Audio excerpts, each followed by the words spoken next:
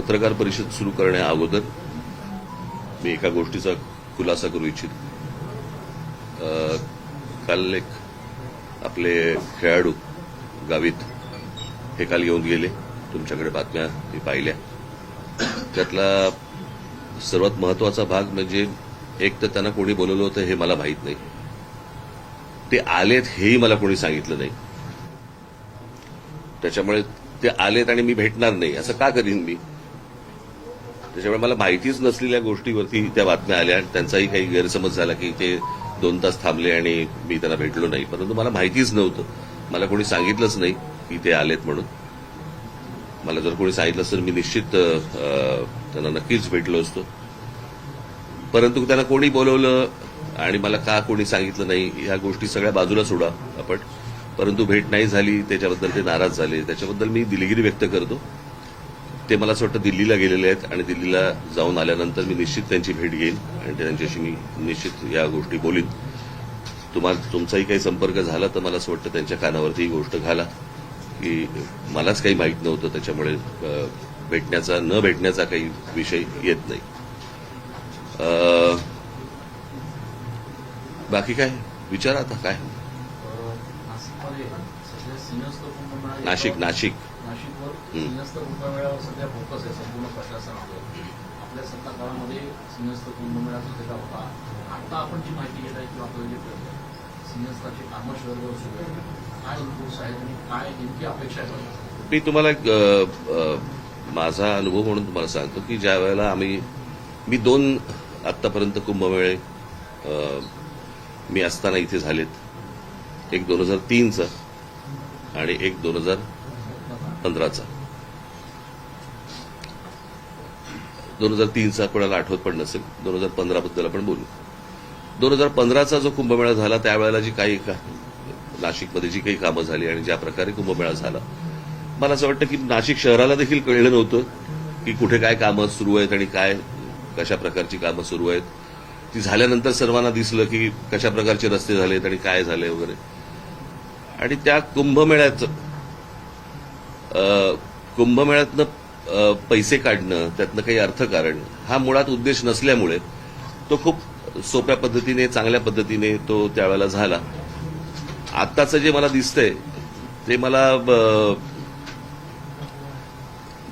काय मी ऐकलेत ज्या गोष्टी. काय रे बाबा तू कुठे होतास तू?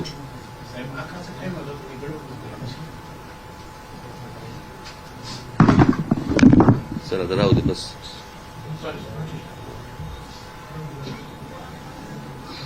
आत्ता मी तुमच्याच माध्यमातून ज्या गोष्टी आमच्या कानावरती येतात संपूर्ण शहरामध्ये खड्डे पडलेले आहेत.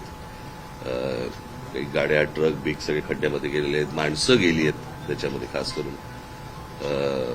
परंतु या प्रशासनाला काही नाही डिम्म येतं ना. माणसं मेल्याचं गेल्याचं यांना कुठचे काही सोयसूतक नाहीये.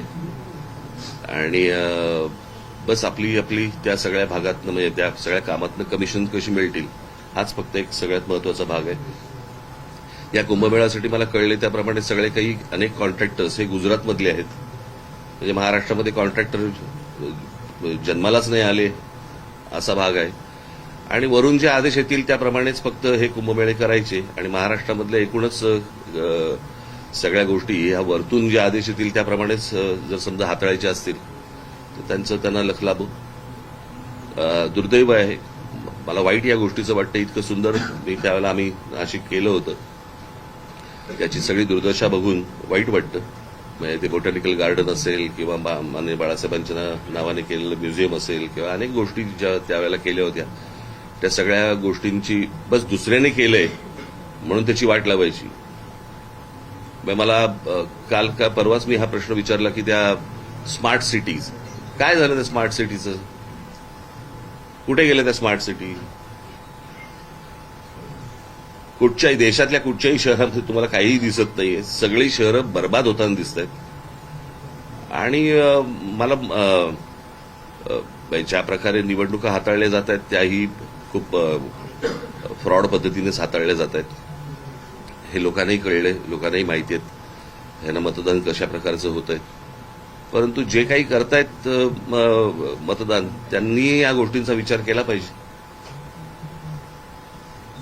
म्हणजे नाशिकमध्ये एवढ्या मोठ्या प्रमाणावरती झाडं तोडली जात आहेत, त्याच्यावरती एवढी आंदोलनं झाली, काही नाही, प्रशासन डिंब. आणि ते सगळं चालू असताना देखील ज्यावेळेला निवडणुका झाल्यानंतर परत जर समजा भाजपचं लोकांना निवडून देत असतील, भोगा. अजून काय बोलू शकतो मी?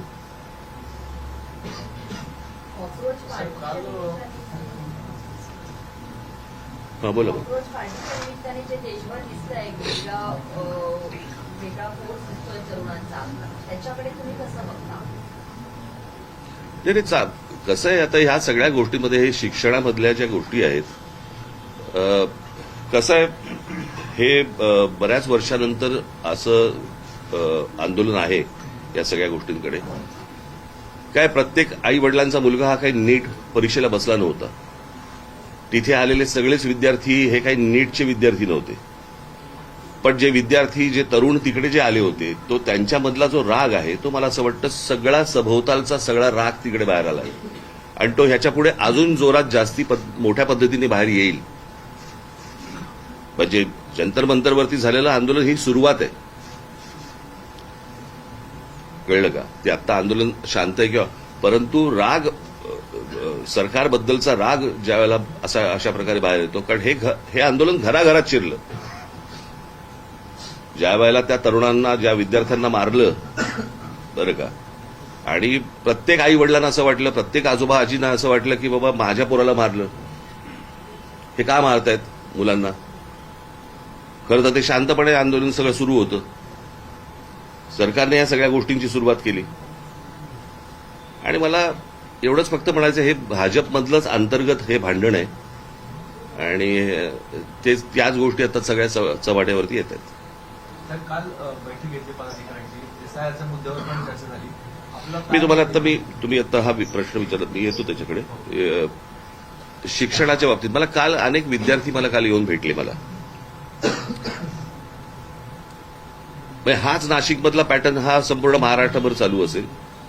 प्रश्न असा आहे की दगडांवरचे ठसे घेऊन त्यांचं आधार कार्ड चेक करण्यापेक्षा मला असं वाटतं चंद्रकांत पाटलांनी या विद्यार्थ्यांकडे जास्ती लक्ष दिलं पाहिजे.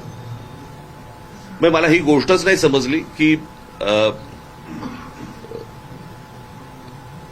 10वी पास झाल्यावरती पहिल्यांदा क्लासमध्ये ऍडमिशन घ्यायची आणि क्लासमध्ये ऍडमिशन घेतल्यानंतर क्लास सांगणार की कोणत्या कॉलेजमध्ये ऍडमिशन घ्यायची. आज ते विद्यार्थी कॉलेजला न जाता 8-8 तास त्या क्लासमध्ये जाऊन बसतायत आणि तिकडे शिकतायत. मग कॉलेज काय करतंय? कोचिंग क्लासेसवरती निर्बंध आणायचा आपला मसुदा गेले 24 वर्षापासून पेंडिंग आहे, तयार आहे मात्र नाही, कोचिंग क्लासेसमधनच ह्या सगळ्या कोचिंग क्लासेस सगळेच काय वाईट असतात अशाला भाग नाहीये. परंतु आता जे काही धंदा म्हणून जे आलेले आहेत, आता नीटचा पेपर देखील यांच्याचकडनं फुटला ना, याच कोचिंग क्लासवाल्यांकडनंच फुटला ना. आतापर्यंत जेवढे पेपर फुटले या कोचिंग क्लासवाल्यांकडनं फुटले ना. मग प्रश्न असा आहे की ते निलकणी आणून तिथे आता काहीतरी त्या निलकणींना आणलंय वरती, त्यांनी मला असं वाटतं या क्लासेसवरती पहिल्यांदा लक्ष दिलं पाहिजे.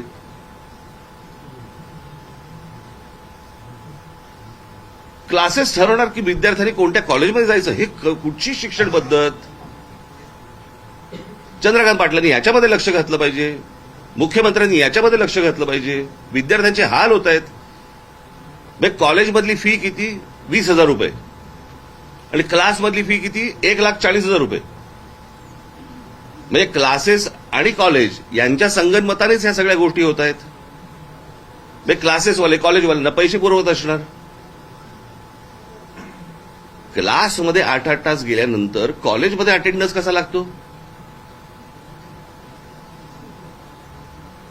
या अशा प्रकारची भिकार शिक्षण परिस्थिती शिक्षणाची असताना त्याच्यानंतर तुम्ही म्हणायचं की विद्यार्थ्यांनी चिडायचं नाही, तरुणांनी चिडायचं नाही, म्हणजे काय?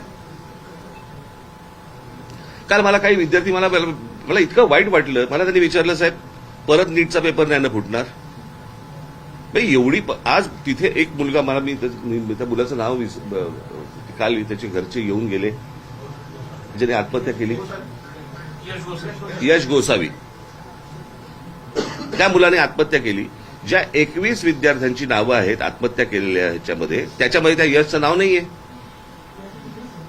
नाशिकमधला मुलगा आहे तो.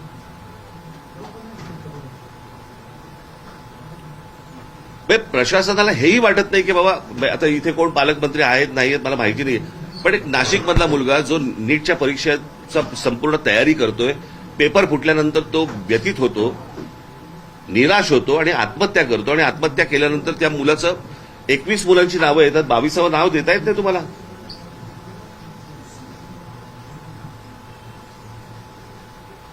हे कोणतं सरकार चालू आहे आणि काय प्रकार चालू आहे मला समजलंच नाही. मला मी तुम्हाला एक गोष्ट वाचून दाखवतो, तुम्ही ती सर्वांनी नीट ऐका. आता बस, आता शांत.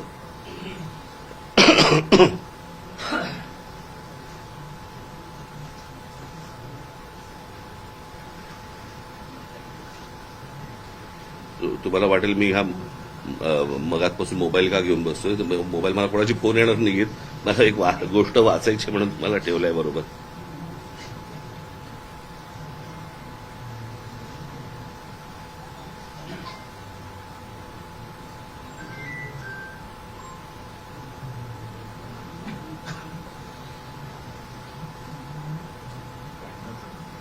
हा तेच तुला पाठवलं होतं ना काय. हा हा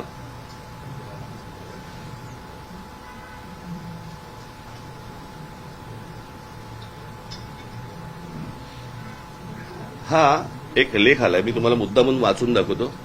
तुम्ही गप्प बसा रे आता. एक तर उशिरा येऊन कॅमेरा लावू नका तुम्ही, बाकीच्यांकडनं आउटपुट घ्या नंतर.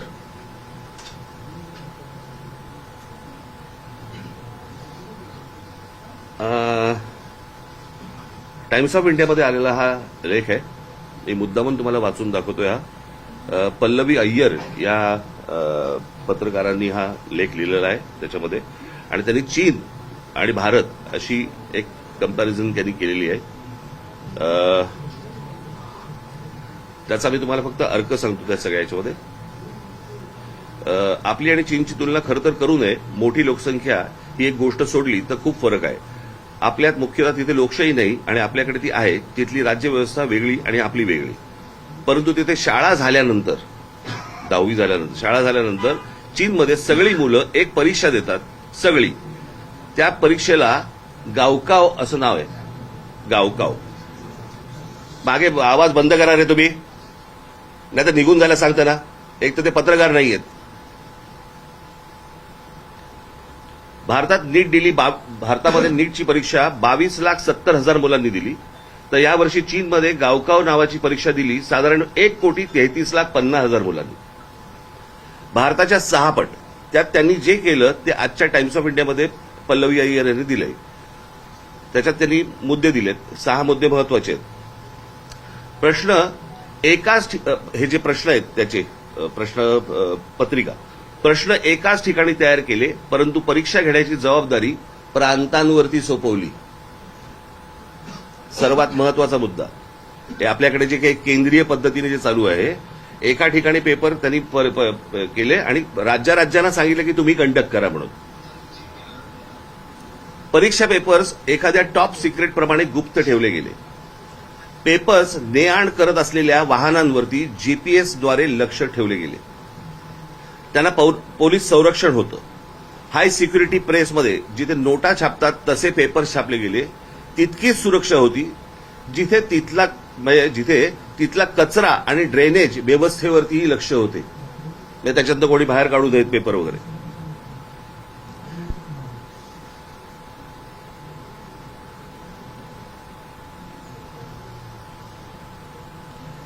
ज्या शिक्षकांनी पेपर्स काढले होते, हे मागचे सगळे बाहेर काढतात. जर सगळ्यांना बाहेर काढा,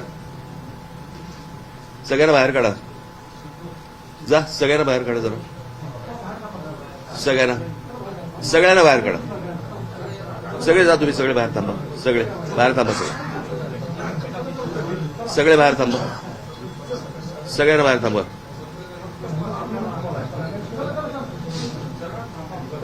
सगळ्यांना बाहेर थांबा. जा, तुम्ही सगळे बाहेर थांबा. सगळे बाहेर थांबा. तुम्ही सगळ्यांना बाहेर थांबवा. सगळ्यांना बाहेर थांबवा. तुम्ही बाहेर जा सगळे.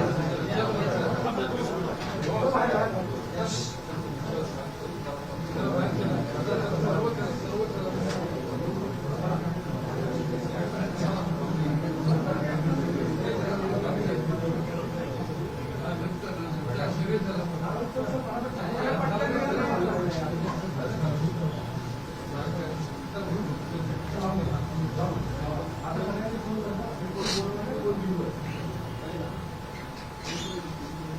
शेवटचा मुद्दा, ज्या शिक्षकांनी पेपर्स काढले होते त्यांना सुमारे महिनाभर एका संरक्षित सुरक्षित ठिकाणी ठेवलं होतं, कोणत्याही संपर्काशिवाय.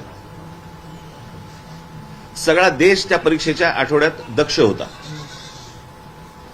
बांधकाम गंमत बघा तुम्ही, आपण म्हणतोय तिकडे काय हुकुमशाही आहे किंवा काय जे काय म्हणतोय आणि आमच्याकडे लोकशाही वगैरे, पण आमच्या मुलांनी कशा प्रकारे त्यांचं भविष्य उभं केलं पाहिजे आणि ही परीक्षा सर्वात महत्वाची आहे.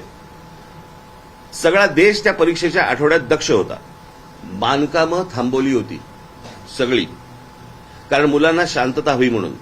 वाहनांच्या हॉर्न्सवरती बंदी होती. मुलामुलींना वेळेवरती परीक्षा केंद्रावरती पोहोचता यावं म्हणून वाहतूक वळवली होती. पोलिसांनी स्वतः शटल सर्व्हिस सुरू केली होती. रस्त्यावरती उभे राहून स्वयंसेवकांनी मुलांना फुकट नेण्या आणायची सोय केली. पाणी पुरवलं, अगदी खाद्यपदार्थ सुद्धा. म्हणजे हा एका परीक्षेसाठी सगळा देश उतरला होता. फक्त सरकार नव्हे, चीनमध्ये हुकुमशाही आहे, परंतु आम्ही गुणांची कदर करतो आणि सगळ्या गुणी मुलांना प्रगती करण्याची समान संधी आहे, हे यातून सांगत ते होते. नीटच्या परीक्षेमधनं आपल्याकडे जे विद्यार्थी आहेत हे या देशाचं भविष्य आहे. इतर परीक्षा देणारे विद्यार्थी त्यांचं हे आपल्या देशाचे भविष्य आहे. त्या मुलांकडे कोणताच लक्ष नाही. दरवर्षी पेपर फुटतायत. म्हणजे हे नीटचं आंदोलन जेव्हा चालू होतं त्यावेळेला 2 पेपर फुटलेत. म्हणजे या शिक्षण पद्धतीवरती जर समजा कोणाचंही लक्ष केंद्रित नसेल, कोणी त्या गोष्टीला गांभीर्याने घेत नसेल आणि त्याच्यानंतर तुम्ही म्हणाल मुलांनी चिडायचं नाही, मुलींनी चिडायचं नाही, तरुणांनी रागवायचं नाही, शिव्या द्यायच्या नाहीत. मग शिव्या द्यायचा अधिकार फक्त काय भाजपला आहे? लोकांच्या आया बहिणी काढण्याचा फक्त अधिकार भाजपला आहे? जर रास्त मागण्या करून पण जर समजा हे लक्ष देत नसतील, दुर्लक्ष करत असतील, काय करायचं लोकांनी? आणि म्हणून मी म्हटलं ना की ही सुरुवात आहे. नीट ही सुरुवात आहे. आता पुढे बघा काय काय गोष्टी होतील त्या. साहेब, युपीएससीच्या परीक्षांमध्ये सुद्धा असंच झालं. ऑनलाईन की ऑफलाईन याच्या गोंधळातच अजूनही अडकलेले आहेत. असं ठोस असं धोरण त्यांचं ठरत नाहीये. मोठा गोंधळ. एक मिनिट जर थांबे. कोण आहे रे हे मोबाईलवरती? ते अजून बाहेर नाही गेले का? तर बाहेर थांबव ना सगळ्यांना. काय इथे त्यांचं काय काम आहे?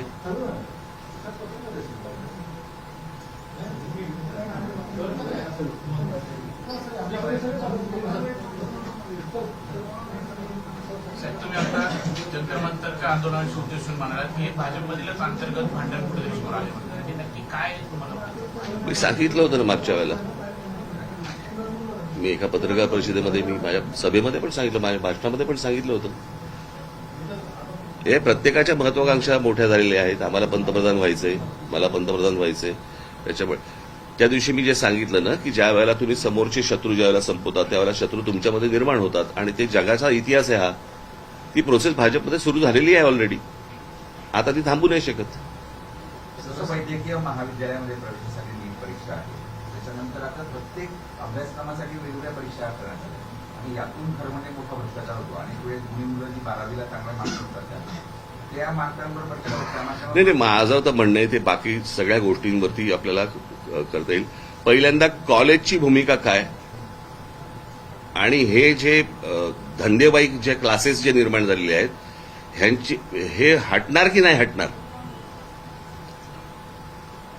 मला असं वाटतं सरकारचा कस पहिला इथे लागला पाहिजे.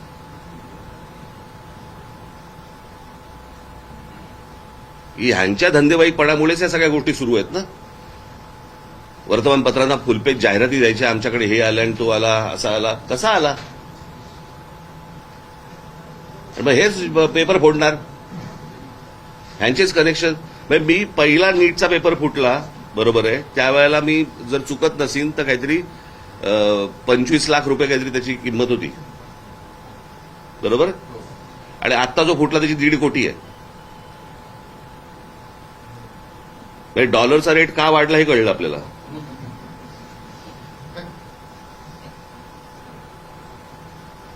आणि हे सगळ्या गोष्टी बाहेर येत आहेत. सगळ्या गोष्टी सगळ्यांना माहिती आहेत आणि कोणी कंट्रोल करत नाहीये. म्हणजे काय, म्हणजे सरकारमधले कोणी अडकलेत का त्याच्यामध्ये? लोक आहेत का कोणी ज्यांचा धंदा त्याच्यावरती अवलंबून आहे?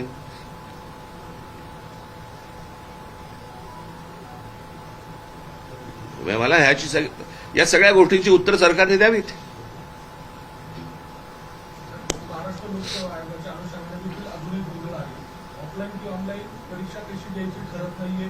विद्यार्थी तुम्ही मला प्रश्न विचारताय का सांगताय? नाही, प्रश्न विचारतो. याच्यामध्ये काय सोल्युशन वाटतं? कशा पद्धतीने मी काही त्यातला तज्ज्ञ नव्हे, बरं का. जे लोक तज्ज्ञ आहेत त्यांच्याशी हा गोष्ट, तज्ज्ञ आहेत ना एवढे,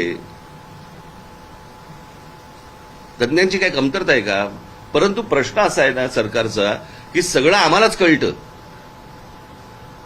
यातनं ज्या दिवशी सरकार बाहेर येईल आणि ज्या दिवशी तज्ज्ञांशी ज्याला चर्चा करून त्याच्यातनं काहीतरी सोल्युशन येईल तेव्हाच होईल ना. त्याशिवाय कसं होईल? आता ते नीलकंठीने आणले तर मला माहित आहे ते काय करणार आहेत. साहेब, काल मोहन भागवतांनी पण तरुणांशी संवाद साधला. एका बाजूला उशीर झाला. साहेब त्यांनी जैनजींसोबत संवाद साधला मोहन भागवत आहेत. ते म्हटलं की डोळे दाखवून उशीर झाला. महाराष्ट्रात सुद्धा छोटे असेल किंवा शालांत असेल याच्या विरोधात आज विद्यार्थ्यांचे आंदोलन नाशिकमध्ये सुरू आहे. तर याबाबत आणि त्यांनी दादा भुसेंचं राजीनामा मागितलं. महाराष्ट्र नाही, मला असं वाटतं मी आता एवढं सगळं बोलल्यानंतर हा काय प्रश्न आला? शिक्षण व्यवस्थेमध्येच जो गोंधळ आहे तो सुधारला पाहिजे ना हो. आज नाशिकमध्ये सुरू आहे, उद्या अजून ठिकाणी, दुसऱ्या ठिकाणी. प्रश्न असा आहे की हे काय म्हणतायत ती मुलं हे आपण समजून घेणार आहोत का? त्यांना, त्यांच्या आई वडिलांना काय प्रकारचा त्रास होतोय, मानसिक होतोय, आर्थिक होतोय, सर्वच बाजूनी होतोय, तो आपण समजून घेणार आहोत का? काय ही मुलं त्या मोबाईलवरती ज्यावेळेला ती मुलं बघतात ना, जग ज्यावेळेला पाहतात त्यावेळेला मला सांगा कोण राहील इथे? मी परवा दिवशीचा आकडा वाचून दाखवला ना, किती मुलं गेली बाहेर. 5 लाख कोटीच्या वरती आपल्या देशामधले पालक हे 5 लाख कोटी मुलांना शिक्षणासाठी बाहेर पाठवत आहेत. म्हणजे 5 लाख कोटी देशाच्या बाहेर गेले पैसे. 5 लाख कोटी कशाला म्हणतात?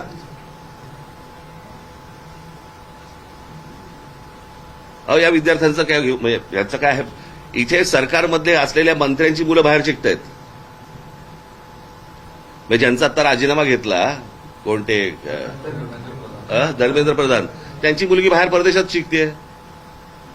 धर्मेंद्र प्रधानांच्या मुलीचा जर देशाच्या शिक्षण व्यवस्थेवरती विश्वास नसेल, बाकीच्या मुलांचं काय घेऊन बसलो आपण? देशाच्या पंतप्रधानांबरोबर आहोत असं सांगणारे आता होर्डिंग लावले जाते. आता काही इथे भाजप देशभरात ते कॅम्पेनिंग राबवलं जाते. प्रश्न असा आहे, होर्डिंगमुळे कोणी बरोबर येत नाही हो. ते सगळा जुना माल बाहेर काढतात. आता काय होणार नाही. बुन से गई वो हौद से नहीं आती. साहेब, काँग्रेसने सुनेत्रा उपमुख्यमंत्र्यांबाबत नाही, मला असं आरोप केला. मला साहेब, चला, कालच्या बैठकीमध्ये आपण एसआयआरच्या मुद्द्यावर पण मार्गदर्शन केलं. एकूण जे एसआयआरची कार्यप्रणाली चालू आहे देशामध्ये काय? नाही, मला अनेक ठिकाणी मला एसआयआरचे जे अधिकारी आहेत त्यांच्याबरोबर भारतीय जनता पक्षाची लोक फिरत आहेत. का फिरत आहेत? घराघरामध्ये त्यांची लोक का जात आहेत? माणसं बघून तुम्हाला कापायची आहेत का? ही कुठची प्रथा सुरू केली मला समजलं नाही. मला जे त्यांनी पश्चिम बंगालमध्ये केलं, जे त्यांनी बिहारमध्ये केलं, तेच येथे महाराष्ट्रामध्ये करायचं चाललंय. आमच्या लोकांना सतर्क व्हायला सांगितलेलं आहे. 3 वर्ष आहेत निवडणुकांना. अशी काही यादी जे कन्फर्म करू शकत नाहीत ती, अशी काही माणसांना तुम्ही डिलीट करू शकत नाही. पण कशा प्रकारच्या गोष्टी सुरू आहे त्यांच्या ते तुम्हाला लक्षात येतं. आणि हे कशा प्रकारच्या निवडणुका कसे जिंकतात तेही तुमच्या लक्षात येतं. सगळा फ्रॉड आहे अख्खा. हे मी आज नाही बोलतोय, मी 2017 पासून बोलतोय. मी ज्यांना ज्यांना सांगितलं त्यांना आज कळतंय. चला.